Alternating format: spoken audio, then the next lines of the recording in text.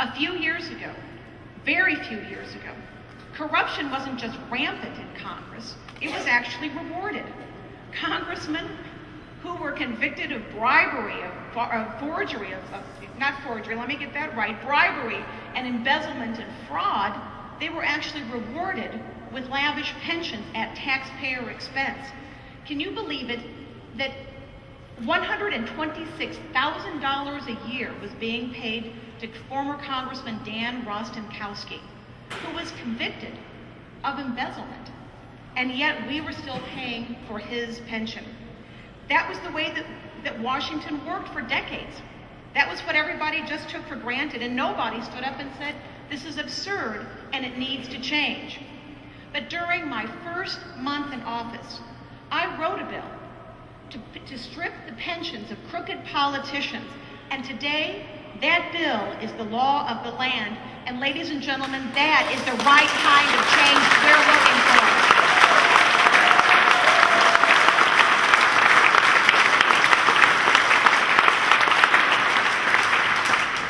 A few very short years ago, earmarks were totally out of control in Washington. In one decade, they had gone up by a factor of 10 times as many earmarks in one decade.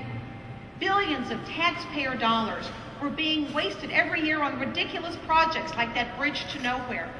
Worst of all, and the problem here is the public never even knew anything about those earmarks. None of those were ever made public. When a congressman would request that, nobody, the public, was never informed. It was a broken system with zero transparency and zero accountability. But it was nothing new. Generations of leaders had complained about it and said somebody needed to do something about it, but we broke with that. And I was among the very first in our nation's history to say, I'll be glad to make my earmark request public, and did that. And CNN put my picture up for an entire weekend and called me a maverick just because I told the good people of Kansas what I was doing in Congress. Transparency and accountability. And ladies and gentlemen, that's the right kind of change that we needed in Washington, D.C.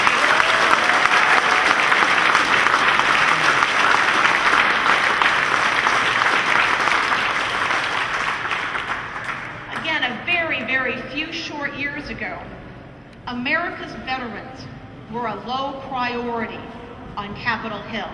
In fact, I don't mind saying they were no priority in Washington, D.C.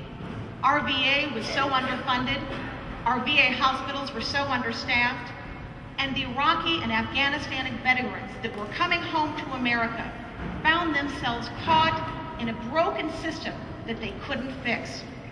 After so many decades of neglect, some of our veterans wondered if anything was ever going to change, but no longer. Since I was sworn into office, I went and fought hard for more funding for our veterans. And I made sure that the veterans and the Kansans who sent me to Washington, I made sure that their voice was heard. And over the last 2 years, we have added $18 billion of new additional funding to take care of our veterans. I don't care what you think about this war. Everyone agrees that taking care of our veterans is a top priority because it's the right thing to do.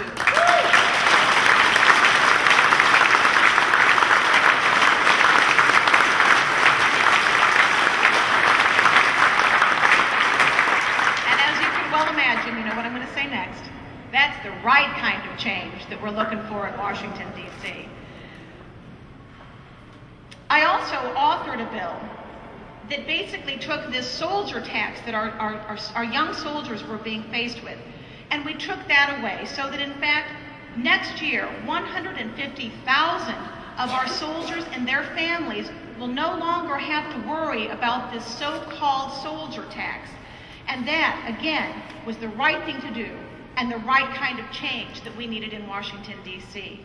We can't afford to pretend that Washington is turned around and it's a perfect place right now. It isn't perfect. It isn't even very good.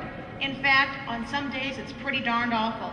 And believe me, if you are frustrated, how do you think I feel? Because I have to be there. and I am absolutely as frustrated as you are by what's going on. So why hasn't anything changed? Too many politicians are absolutely frightened to speak any phrase that hasn't been completely poll tested. They're scared to death to take any vote that could show up in a 30-second one of those gotcha ads, and I feel quite certain you'll be seeing a lot of. And frankly, most politicians, many of those politicians in Washington just don't have the guts to stand up and do what it takes to make the right kind of change that we're looking for.